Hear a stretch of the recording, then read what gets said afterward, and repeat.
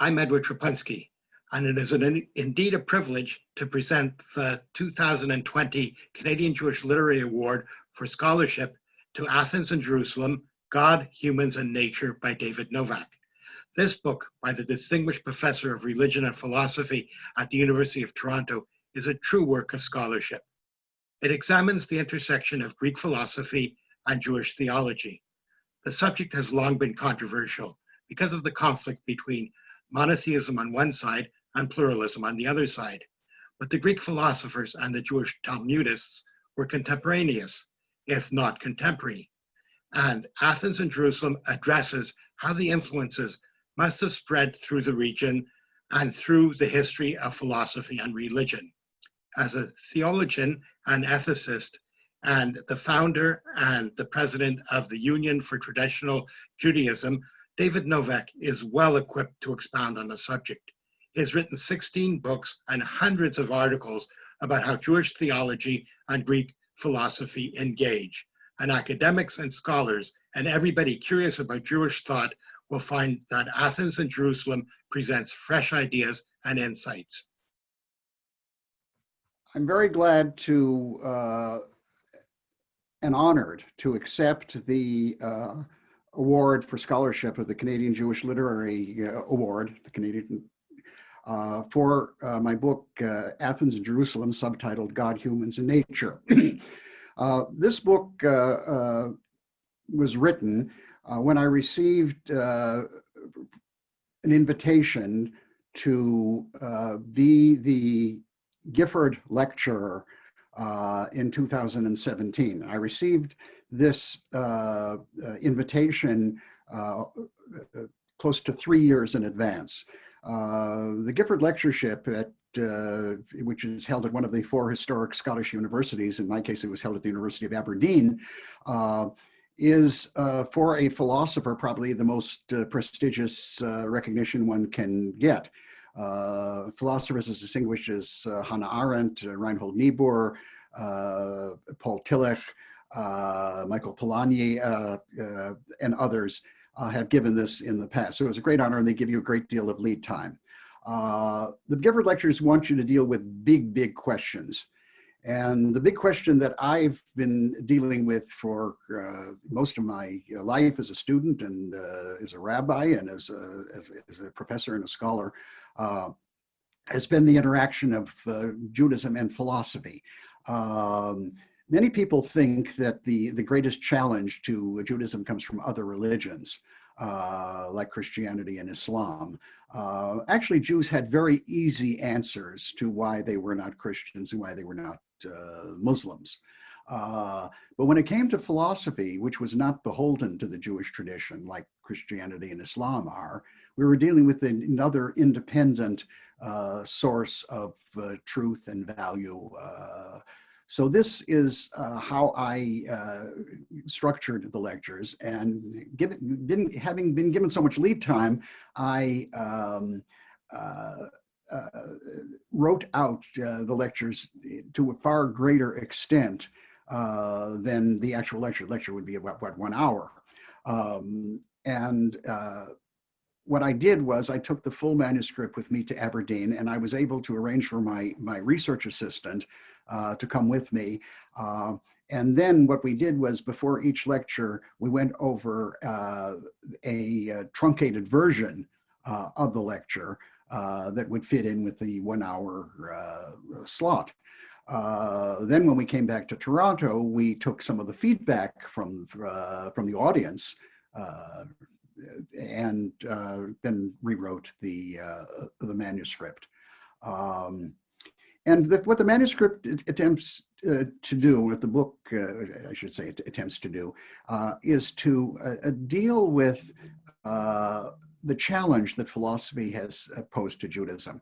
And the challenge had to be dealt with by the 3 main Jewish thinkers that I deal with, namely Philo of Alexandria about 2,000 years ago, Maimonides in the 12th century, and Jewish philosophers like Hermann Cohn in the early 20th century and Emmanuel Levinas in the later 20th century, had to walk in kind of a narrow path between, on the one hand, being totally combative towards philosophy, simply rejecting it as simply something that was antithetical to Judaism. On the other hand, being obsequious to it and simply saying that, well, Judaism can only say what philosophy approves, which of course then destroys the whole authority of the Jewish tradition. So this is how I dealt with it, and also dealt with it especially in dealing with the whole rabbinic tradition, which is always assumed to be anti-philosophical. And what I tried to show is that the rabbinic tradition was dealing with some of the exact same problems that philosophers were dealing with: questions of truth, questions of value, questions of justice, and that enabled there to be a dialogue between the two. That Jews can learn a great deal from philosophers, philosophers can learn a great deal from Judaism, if neither one is attempting to conquer the other or be conquered by the other. And that was helpful to me. And many people have said, well, this is kind of a drawing together of my life's work. And that it is true to a certain extent, although, please God, I should have more life and health, and I have some other things I want to write about too. But this certainly is, is a kind of a capstone of one's career. And as I say, I was, very honored to be invited to give these lectures. And I was also very honored that the Tannenbaum Center for Jewish Studies at the University of Toronto has a publication fund, which has enabled the University of Toronto Press to publish this book in both hardcover and paperback at a reasonable price, so that actually somebody might buy it and read it. So that is the book as it is, and as it was intended to be. And now I'm just waiting for some, critical reviews and see people's reaction. Of course, as it says in the book of Kohelet, cast your bread upon the waters, and after many days you'll see some results. So it takes a long time, but I think that the book has something to say to Jews, and I think something has to say to members of other religions that have grappled with philosophy, and has something to say to philosophers who do not consider themselves part of any religious tradition, but still respect the fact that some of the great questions that they're dealing with are also dealt with people whose main commitment is not to philosophy. That for us, philosophy is a method whereby we understand Judaism, and also a method whereby we bring insights of the Jewish tradition into pluralistic and multicultural discussions. So I'm here again grateful to the Canadian Jewish Literary Award Committee for giving me this award. And I think it bespeaks the fact that the Jewish community of Toronto has been extremely supportive, not just financially, but spiritually, and by coming to our events and whatever, both here and at York, the university. And that is what has made Toronto a major center of Jewish studies. We have people coming from all over the world to work in our Jewish Studies Center, and the one at York, and I understand Ryerson is now developing one. And that support, just knowing that the community is interested in what we're doing, that the community values scholarship and supports it both financially and personally, is gratifying. I don't think that I could have done this work or done it in the way that I wanted to do it had I been living somewhere else. Thank you. Professor Novak, it was indeed a privilege to be able to present this award, but it was also very interesting to read your book, partly because I'm studying Talmud myself. I'm part of a group that meets every week and reads a page a day. And one of the things that I was interested in was the whole method that the Talmudists use. I'm talking about the rhetorical method, not necessarily the content. And I get the sense that the Talmudists are using Socratic methods that they might have learned from the Greeks in terms of how they present themselves and how they deal with each other. Well, I mean, that has been proposed, that a lot of rabbinic thought was influenced by the Greeks. There was a German scholar, Martin Hengel, who had argued that vociferously. Somewhat more cautiously, my late revered teacher, Hagaon Reb Professor Shaul Lieberman, who many consider to be the world's greatest rabbinic scholar, was very interested in the influence of Greek thought on the rabbis. Although he felt that Greek thought was much more than just Greek philosophy, which was probably true, also indicating some kind of an influence there. But I think that the question of influence, which interests a lot of historians, is not my prime concern, who influenced whom. The fact is that if, as Maimonides says, Shema emet mimisha amra, listen to the truth, whomever said it. I think that independently, these interests arose in Greece and in Israel. And then, and in fact, this is one of the theses of the book, that when the thinkers of Athens and Jerusalem met each other, the question was how they were going to interact.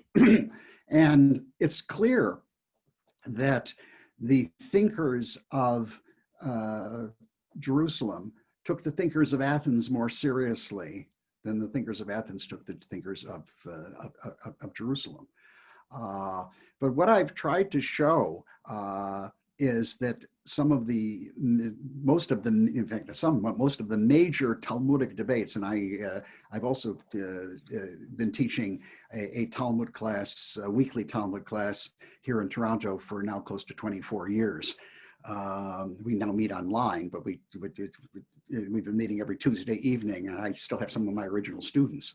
But what I try to show them is that some of these, and most of these great debates in the Talmud that are really talking about significant issues are really philosophical debates, So the difference about of like reason and revelation, you know, that Athens is reason and Jerusalem is revelation, is a misnomer, even though I argue with a great teacher of mine, the Jewish philosopher Leo Strauss. The fact is, and this is something that I learned from a friend of mine, a late friend of mine, a Lutheran theologian named Robert Jensen, is he said it nicely: Athens and Jerusalem were both revelations about which people reasoned. And then the reasoners of Athens and the reasoners of Jerusalem met. And his opinion was that the Jerusalem was able to deal with Athens more so than Athens was able to deal with Jerusalem, is because the revelation of Jerusalem was so much more powerful. In other words, the reasoning as a method of Jerusalem, they had more to work on. They had more to work on than the reasoners of Athens. But one of the things I point out in the book, in the earlier sections, is that the notion that especially Plato and Aristotle did not take questions of God and questions of religious tradition seriously. That it was just a ploy to not get in trouble with the authorities is simply not true. And therefore, so I break down that whole reason revelation distinction. and argue against it. You know, we're studying the Babylonian Talmud, and I'm just wondering about the difference between Babylonia and Greece, and whether that played into the difference between the Talmudists and the Greek philosophers as well. Well, obviously, the Talmud Yerushalmi, the so-called Palestinian Talmud, was written in Roman Palestine, and there clearly is in the Talmud Yerushalmi a greater influence, because there it was not so much the philosophy of Plato and Aristotle, but it was kind of more popular philosophy of the Stoics. Clearly, is more evident. They were clearly interacting with, and in fact, the term philosophos appears in the material from the land of Israel more than the period from Babylonia. So generally speaking, and I'm saying generally, there are exceptions, is the Agadah, which deals with ideas and experiences rather than the Halacha, which deals with norms, of the Talmud Yerushalmi, is generally more philosophically attuned than a lot of the Agadah in the Bavli. And the interesting Agadah in the Bavli, for the most part, is reporting things that were said in the land of Israel. You know, and then you go further in your book to deal with more contemporary, they're not contemporary philosophers, but philosophers through the ages, mostly Christian. And you look at the influences there as well. Did that change over time? And would they accept the idea of Judaism? Later on, we talked about Kant, for instance. Well, I mean, one of the things that is a case in point is that in late antiquity, in the 1st and 2nd century, there was a decided pagan attempt to argue against both Judaism and Christianity. In fact, the argument against Christianity was it's nothing but a form of Jewish superstition. In fact, the question superstition was superstitio iudiorum, the superstition of the Jews. It would have been nice if at that time, if the Jews and Christians had realized they had a common enemy. Instead, the two communities were going through a divorce, and Yes. therefore they didn't look at it that way. But this came up a number of years ago when I was part of a seminar in New York on the Institute of Religion and Public Life, of which I'm a longtime vice president, which is a group of mostly Christians, although there are some Jews involved. And the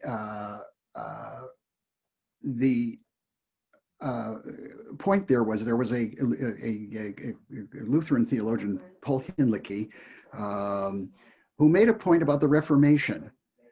And he's made a fascinating point. He said, as a Protestant, he said, at the time that we were fighting with the Catholics, we should have been talking to the Jews. But the Jews were such outcasts by both Protestant and Catholics.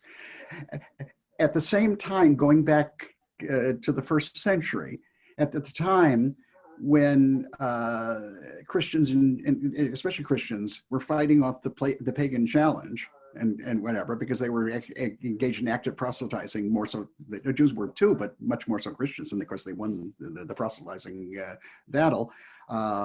It would have been better if they'd been talking with the Jews about a common strategy. But the historical situation was such that they couldn't do that. Then they were going through a divorce. And the historical situation at the time of the Reformation was that both Protestants and Catholics were each trying to accuse the others of being too Jewish. Now we have a situation which is incredible. A situation, because I've been involved in Jewish-Christian dialogue and now in Jewish-Islamic dialogue, but Jewish-Christian dialogue is where Christians, Catholics and Protestants, each one tries to say which one is closer to Judaism. It's a whole different ball game out there. And it was in that context that I was also kind of reminding people that the real challenge came not from each other's religion, but came from philosophy, which presented an independent Because when Jews could always say to Christians and Muslims, look, we were here first. And therefore, whatever value you have is nothing but diluted Judaism. Of course, their argument is that Judaism is proto-Christianity or proto-Islam, especially proto-Christianity. So it's a question, is the cup half full or half full or half empty? It depends on which side you're looking at. But it's important always to know in these discussions your contemporary context. These discussions are not held, like Spinoza said, sub speaking aeternitatis, from the perspective of eternity. They're in situations where you have to understand the historical context, and then of course the philosophy is that these ideas are not just limited to that historical context, but you got to know exactly in what context you're talking, and not just assume some kind of totally ahistorical perspective, which doesn't mean it reduces it to history, but it's a necessary condition for having a conversation that's in the real world. So although you're talking about the ancient world, I'm talking also the medieval world. I mean, I deal with Philo and Plato, Maimonides and Aristotle in the medieval world, and thinkers like Hermann Cohn, Immanuel Levinas, and then my own interaction with Kant in the modern world. So now, when we say Greek philosophy, is because, as and I said right at the beginning, is Alfred North Whitehead, who was also a Gifford lecturer, said in 1928, he said, the Western philosophy is nothing but a series of footnotes to Plato. Yes, indeed. So, in that way, this is the case. And one of the problems of especially current Anglo-Americanists, which is at times called analytic philosophy, is just a total ignorance, not ignorance because they don't know, but ignorance of ignoring that these ideas have a history. And you have that's what I'm asking you. History. You have to understand how the history, developed in language, which all philosophers are now interested in. Words have named concepts which have histories. You've got to know how it developed, and then the challenge of the philosopher is to know what's happened up to the present and what are you going to do with it in the present going into the future. And that really is the essence of what I was trying to ask you about, which is what the contemporary reader can take away from this discussion and how it affects our life today. Well, I think it's a that especially in certain areas, contemporary Anglo-American philosophers used to not be interested in ethics and political philosophy, but now they are. I mean, the most important American philosopher of the late 20th century was like John Rawls of Harvard. They have notions of justice there that are decidedly different and even antagonistic to things taught by the Jewish tradition. So that one has to regard that as a challenge. Rawls, as he developed later on in his career, became quite anti-religious. Even though he started out in life as a religious believer, but that's the whole story of his personal biography, how it influenced his thought. And therefore, this kind of a challenge is something that Jews have to know how Jewish ideas and Jewish perspectives can be brought into more general discussions. And not arguing, when people say the Jewish point of view on a great moral question, then the argument is we're not beholden. Well, why should we accept what the Jewish tradition says? We're not Jews, and a lot of Jews don't accept what the Jewish tradition says. So when you argue a Jewish perspective, you've got to argue it philosophically. You have to say that this is something that illustrates a truth that can be accepted by any rational or morally decent person.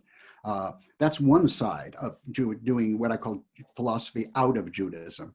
Philosophy of Judaism is basically employing philosophical method to understand both the Agadah and the Halakha. Maimonides is a classic example of somebody. People used to think that in the Guide of the Perplexed, where he's dealing with mostly metaphysics, and the Mishnah Torah is dealing with norms. the point is that in the Mishneh Torah, there's a lot of philosophy. There's a lot of philosophy there that basically he employed as a Bal Halacha, as a Jewish jurist. And that is missed by the people who think that he was a philosopher and not interested in jurisprudence, or those think he was a jurisprudent who was not interested in philosophy. And that is something that has always, inspired me. But you gotta think this material through. There was a great Jesuit philosopher theologian called Bernard Lonergan, who actually did his main work at Regis College here at the University of Toronto. And Lonergan had a line, which I love to quote this line. He said, "There are some ideas that have been passed from book to book to book without any evidence of having gone through a mind." I mean, just something to repeat things that were said, or this one influenced that one, and this one, it's got to go through your mind. And that is the greatness of the Talmud. When somebody quotes, living in the 2nd century, what somebody said in the 1st century, it's going through their mind. They're not just repeating it. They're interpreting it. They're thinking it through. It always reminds me there are two kinds of Jewish scholars. Some Jewish scholars are like children who simply hear something and repeat it. Whereas when you become more mature, you hear something, you internalize it, you think about it, and then when it comes out again, it reflects that it went through your mind. It's not that you're not just a copy machine. Great. Well, thank you so much for this conversation, and best of luck with the book. And I hope that people who are watching this and have experienced the fact that you won the Canadian Jewish Literary Award will look into it, and their mind will expand as well. Well, very, very good. And as I say, once again, I'm honored by this award, and it speaks very, very well of the level of interest, intellectual, spiritual even, of the Toronto Jewish community. It's not something to be taken for granted. And I'm privileged to be a faculty member of the University of Toronto, and I'm also privileged to be an active member of the Jewish community.